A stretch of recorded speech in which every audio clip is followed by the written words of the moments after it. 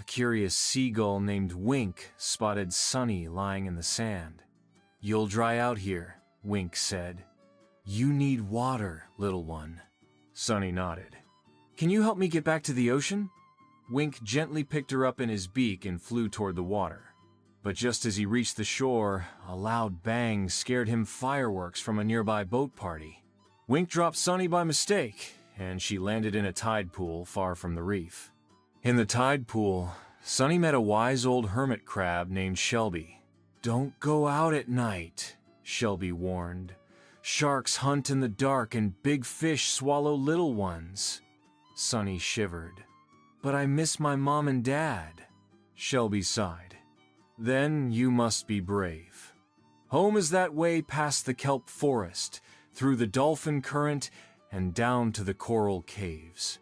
Sunny thanked Shelby and waited for high tide.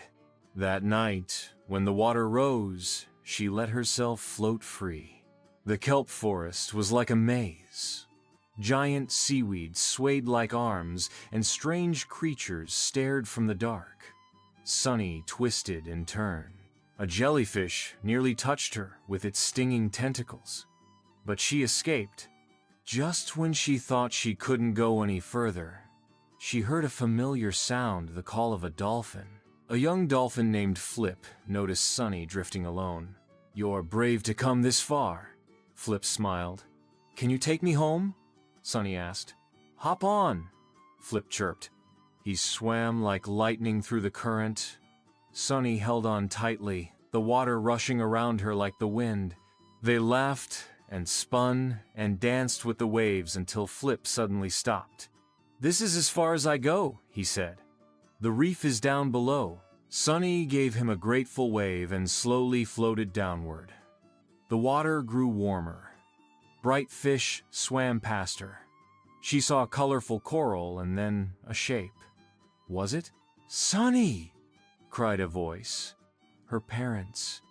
They rushed to hug her with their tiny arms. "We searched everywhere," her mother wept. "You made it back?" her father asked. Sunny smiled, tired but proud. "I wasn't alone. Kind friends helped me." That night, under the calm sea, Sunny looked up at the stars above the ocean. She was home, she was safe, and she had learned that even the smallest creature can make the biggest journey if the heart is strong.